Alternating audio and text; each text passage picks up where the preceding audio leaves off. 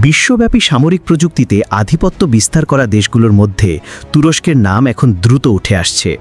সম্প্রতি দেশটি উন্মোচন করেছে অত্যাধুনিক আকাশ প্রতিরক্ষা ব্যবস্থা স্টিল ডোম, যা ইতোমধ্যেই আলোচনার কেন্দ্রবিন্দুতে।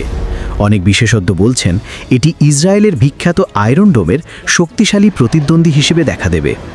তুরস্কের প্রতিরক্ষা মন্ত্রণালয় দাবি করেছে নতুন এই প্রতিরক্ষা ব্যবস্থা শুধু সাধারণ মিসাইল নয়, বরং হাইপারসনিক মিসাইল এবং অত্যাধুনিক ড্রোন হামলাও প্রতিহত করতে সক্ষম।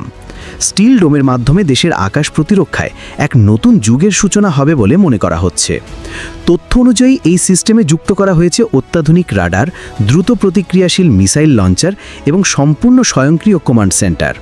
এতে কৃত্রিম বুদ্ধিমত্তা ব্যবহার করা হয়েছে, যা তাৎক্ষণিকভাবে টার্গেট শনাক্ত ও ধ্বংস করতে পারে। শুধু তাই নয়, একসাথে একাধিক টার্গেট মোকাবিলা করার ক্ষমতাও রয়েছে এর মধ্যে, যা এটিকে আরও ভয়ঙ্কর ও কার্যকর করে তুলেছে।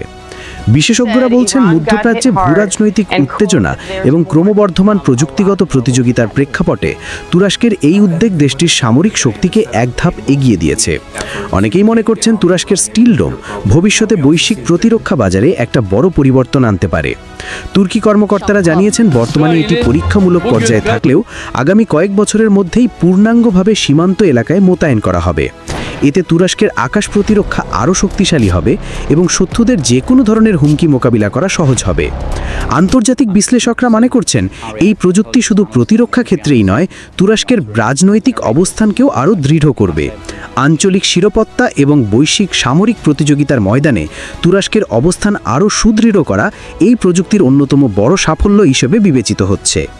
তুর্কির প্রতিরক্ষা শিল্পের এই অগ্রগতি নিঃসন্দেহে বৈশ্বিক শক্তিধর দেশগুলোর জন্য একটা বড় বার্তা।